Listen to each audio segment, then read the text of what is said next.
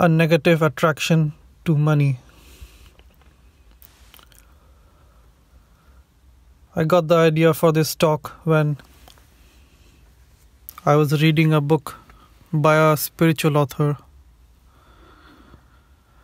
Now, this author was very spiritual. He said some good things. But at one point in the book, he said something like, if you run after materialistic things like money, cars, sex, women, then you are lost and you will never find happiness, etc., etc. He gave the impression that money and sex are bad things, and thus that us spiritual types don't run after either. Now, I've talked about both of these things before, both money and sex.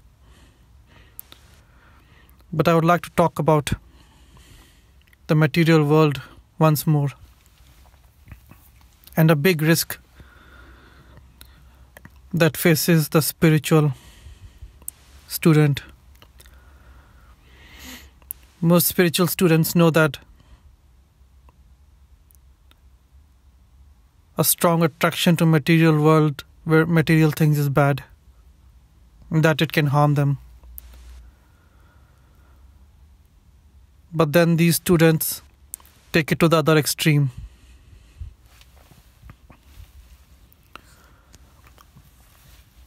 They become anti-materialistic, and they start thinking anything in the material world is bad. That money is bad, big cars are bad, sex is bad. Looking sexy or looking good is bad. Driving a big car is bad, because it makes you materialistic. Ooh, I'm not spiritual anymore.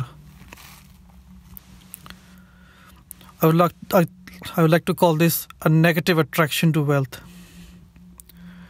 Negative because they are running away from money, they are running away from materialism. But it still shows that they are obsessed with materialism. Attraction and hate are the same thing, at least in spirituality. If you're obsessed with money, if you're always thinking about money, then you're the same as a person who thinks money is evil and wants to run away from money. In many Eastern traditions, they won't even touch money, which is taking this stupidity too far. Because in both the cases, whether you want money or whether you want to avoid money, you are obsessed with money. You're obsessed with something in the material world. It's the same with sex. Whether you're always on the internet watching naughty videos or naughty websites, or you're a so-called celibate. You don't practice sex, you don't even masturbate. You think, oh, sex is bad, I'm so spiritual. It's the same thing, because you are obsessed with sex. The point I want to make is that running away from something in the material world is exactly the same as wanting it for yourself. There's no difference. You're not more spiritual if you run away from money or sex. No, sir. And this is a thing many people don't understand. Even advanced students, even people who have written many books. They just cannot understand it.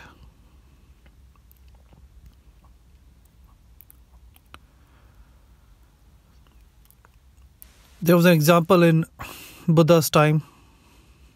There was a student who came to Buddha. Now, this man was very rich. He had been a king of a country. He had hundreds of wives. He spent all his time in luxury, having sex. And then he wanted to become a monk. So the other students of Buddha said that this guy will find it hard to leave the palace and become an, wandering monk. But the Buddha just laughed. He said, don't worry, this guy will become a bigger monk than you, all of you. He'll find it easier. And the other monks didn't believe it. So this king, when he became a monk, he went to the other extreme. So if there was when they were walking on the road, so the other monks would walk in the shade, and this king would walk in the extreme sun. When the others tried to sleep on soft ground, he would sleep on thorns, this king. And one day the Buddha called to him. He said, "Student, you have gone from one extreme, running after materialism, to the other extreme, in that you're torturing your body in the name of spirituality." The Buddha said both of these approaches are wrong. You neither have to live in complete luxury like you did, or starve yourself like you do now. Find the middle ground. And that is also the lesson for all of us. The spiritual students we are taught that, materialism is bad. But running away from materialism is as bad, if not worse. Because it shows that you still have a negative attraction to materialism. Everything in the world of form, in this material world, it is temporary. All form is temporary. It does not last. And it cannot give you happiness. Which is why we are told not to run after material world, materially goods. But that is not the problem of the forms themselves. It is a property of this world, the world of form, that everything created in it will die, will be destroyed. But that doesn't mean you have to run away from it or hate it. Hating the world of form is hating the creator, call it God, call it consciousness, call it divinity, spirit. All forms in the world are created by the same spirit, by the same God.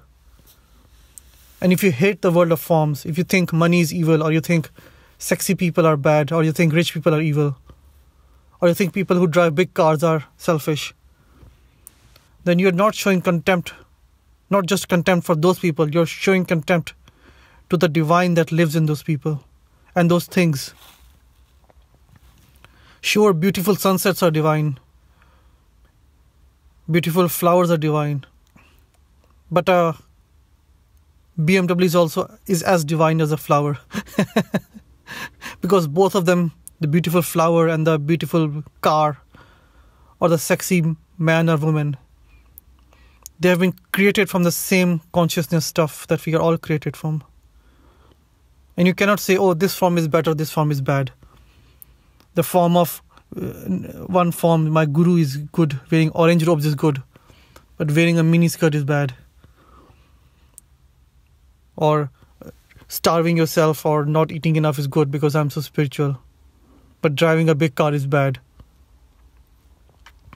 You might have good reasons for doing so, like you want to save the environment by driving a small car, and that's fine. But if you think, like many spiritual people do, that wealth is bad, that wealthy people are bad, then you have fallen into the trap of world of form. That means that you're still stuck in the world of form. You do not see the world as it is. A Course in Miracles says that we do not see the real world. We only see the world projected from our eyes, which is actually projected from our mind. There's a real world hidden beneath the world of form. A world that is beautiful, the world that has divine in every single atom. And this is not just trees and clouds and flowers, but it is everything. Every single thing around you has been created from the same divine consciousness. To be really spiritual is to see the same divine in everything, including money, including wealth. Our goal as spiritual people is not to run towards money, but not to run away from it either. We have to accept life as it is. If you have money, yes, that's good. If you don't have money, yes, that's also good. I was listening to a talk by Eckhart Tolle, and he said the same thing. He said, there's nothing wrong with asking stuff from the universe. Just because you're spiritual doesn't mean you have to starve or live in a small, dirty house. You can ask the universe saying, I want a big house with a garden in front and a parking garage. That's fine. It's only a preference. You can be happy without the big house because you have realized your true self. But it's a preference that while you're living in the world of form, it would be nice to have a bigger house. So the key thing is that the spiritual person is not, you do not depend on the world of form for your satisfaction. And for this you need to have self-realization. You need to realize that you are not this body, you're not this mind, you're something beyond it. And note that this is a realization, not a intellectual understanding.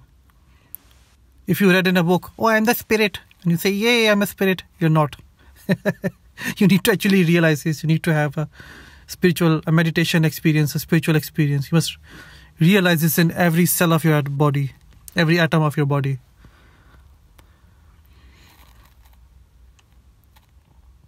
And once you have done so, then it doesn't matter what you do in the world of form. You can live in a big house, you can live in a small house. You can ask for a preference that you want a big house, but it's just a preference. You're no longer getting your pleasure, your happiness from the outer world, from the world of form. You get your joy from the inner divine. But that also means that you no longer run away from the world of form. You accept the world of form as it is. When you have money, enjoy it. When you don't have it, say bye-bye, let it go. There is nothing unspiritual about, having a big car, a big house, enjoying lots of sex. Yeah, let me say it. There's nothing unspiritual about enjoying sex. I don't care what your gurus told you. There is nothing unspiritual in sex or enjoying sex. As long as you're not breaking laws or going on and raping people. Similarly, there's nothing wrong with buying a big car or a big house, as long as the money you earned is honest. You can enjoy the world of form with the understanding that it is temporary, that one day it will go away, that it will not last because nothing in the world of form lasts. If you have this understanding, then it doesn't matter if you can enjoy the world of form. This world of form was created by the same divine that created us. And enjoying the world of form is another way of enjoying the divine. Provided you understand that the true joy and true peace comes from inside. Once you have met that inner source of peace and joy, then there is no harm in enjoying the outer world. There's no need to run away from it. By running away from it, you're showing that you're still obsessed by it. Osho, the controversial guru, he used to say this, he used to give his lectures wearing a gold Rolex watch. He said that people believe that just because you're poor, that means you're spiritual. But that's not true. You can be wearing a gold watch, you can be driving a big sports car, and still not be attached to any of them. The problem is attachment, not the material world. It is attachment to the outer world. So Osho taught that don't be attached to the outer world. Enjoy it while you have it. If you don't have it, then also be happy. The problem is that we are attached to the world of form. So we say we want a big car. If we don't have a big car, we continuously think about buying one. Wow, I wish I had a BMW Mercedes like that. Or if you have a big car, then you're worried about insurance or getting a bigger car. Oh, this is 2 years old. I need a newer model now. So whether you have the car or not, you're obsessed by it. That's what I meant when I started this talk, that there is such a thing as negative attraction, in which you don't have something, but you think that it is too unspiritual for you, or you think that if you get it, it is evil and materialistic. And this shows that you're still obsessed with form. Don't be obsessed with form. You can wear a gold Rolex watch, drive a sports car and still be spiritual, provided you're not attached to them. Provided you have found your inner peace, the inner source of joy. And you know that joy comes from within. And the outer world is just like a decoration. The icing on the cake, as it were.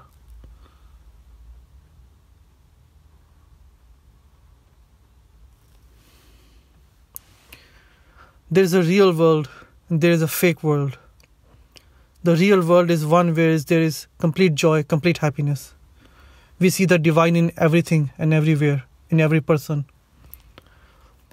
And then there is a fake world, the world of illusion, the world of dreams. And in this world, we see ourselves separate from other things, other beings, other creatures. This is the world of form that doesn't last, where everything dies, where everything falls apart. Our goal is to go beyond the dream world and into the real world, which is a place of joy and happiness. This is a place that the Course in Miracles calls heaven. It's not some place in the sky where an old man watches you masturbate. Heaven is here right now. If you can find the inner source of joy, you can find heaven right now. And that you can find the real world right now. If you haven't found the real world, if you're still stuck in the dream world, then that's fine. Continue your journey, continue your spiritual path, and you will find the real world one day. But don't hate the world of form, the world of dreams. Because we are all a part of the same spirit, the same God. And we created this world. The world of form was created by us. We are the creators with God or spirit. To hate the world of form is to hate yourself. To say that money is evil or big cars are evil, or that sexy people are dumb and selfish and self-obsessed. This is a form of self-hate. You're not hating the other person, you're hating yourself. And you're not fooling anyone by how spiritual you are. You can fool yourself, but you're not fooling the God or the inner teacher. The inner teacher knows. So let me just summarize what I've been trying to say. If you live in the world of form, the world of illusion, dream as it were, which most of us do, including me, then we have to obey the laws of the world of form.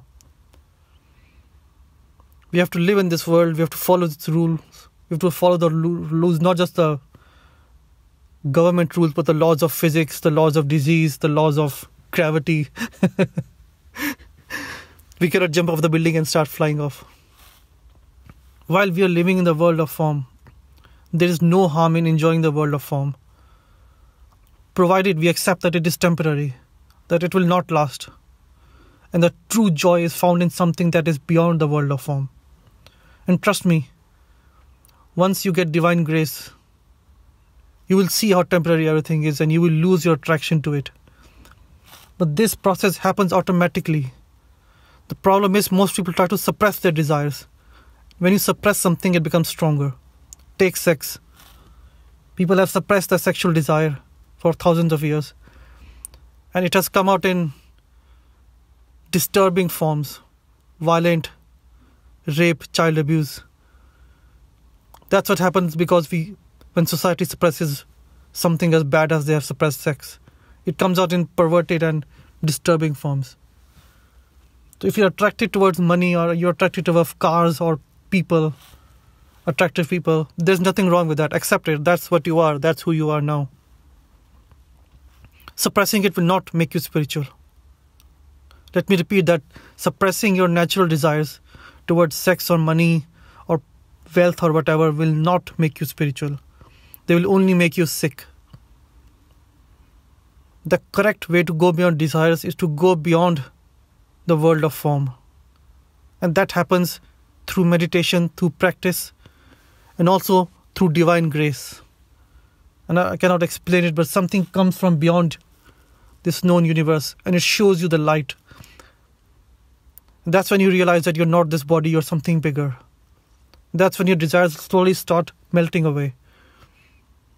But this happens automatically. Like when you light a candle, the wax starts melting away. It happens automatically. You don't have to do anything. So when the spiritual light burns inside you, it melts away all the desires, all the materialistic hopes materialistic desires you had, materialistic attractions you had. But this process happens automatically from the spiritual flame. It does not happen if you suppress your desires. And that's why people like Osho said that enjoy the outer world, but keep meditating at the same time. Because when the spiritual flame inside you starts glowing, it will automatically melt all your desires. You don't have to do anything. You as the ego don't have to do anything. It happens automatically. By suppressing your desires, you're making it worse. Because suppression is a form of violence. It is a form of self-hate. The more self-hate you do, the more self-violence you do, the further away you get from God. You cannot be violent towards yourself and then pretend to be spiritual. Like I said, you're not fooling anyone. People who say, oh, I'm so spiritual, I don't have a big car. They're not fooling everyone. People can see around them that they've replaced their attraction toward one thing to another thing. From money to spiritual wisdom or knowledge. So enjoy the world of form.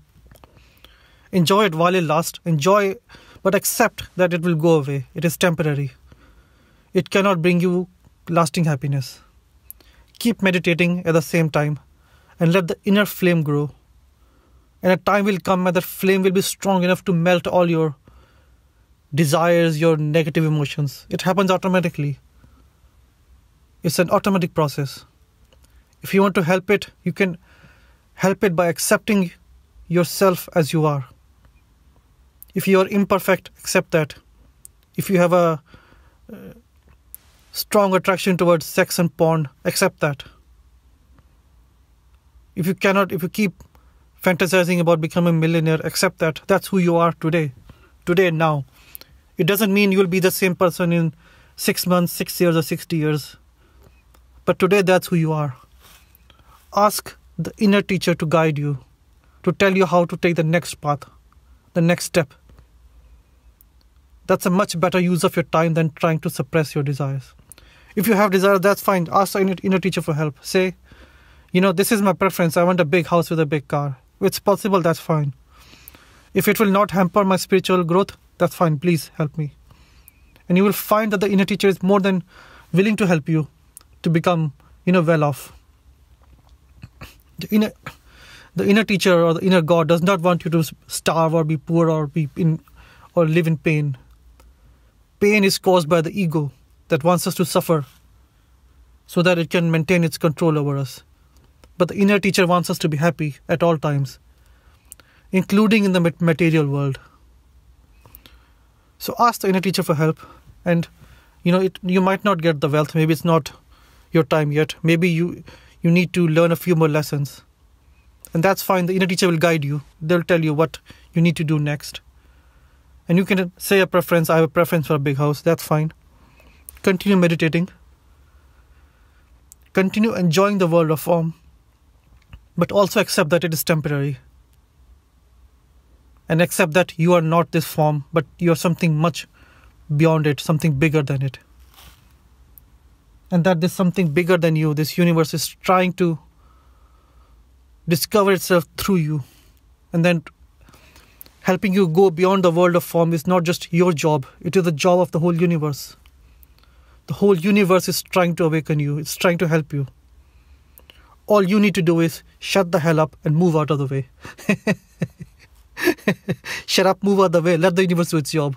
Don't try to use your own brain. And on that, I leave you. May you find peace and joy wherever you are. Thank you for listening.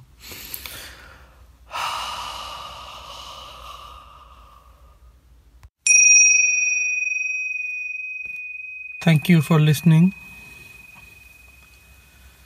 If you want a free course on how to contact your inner teacher, your own spiritual guide,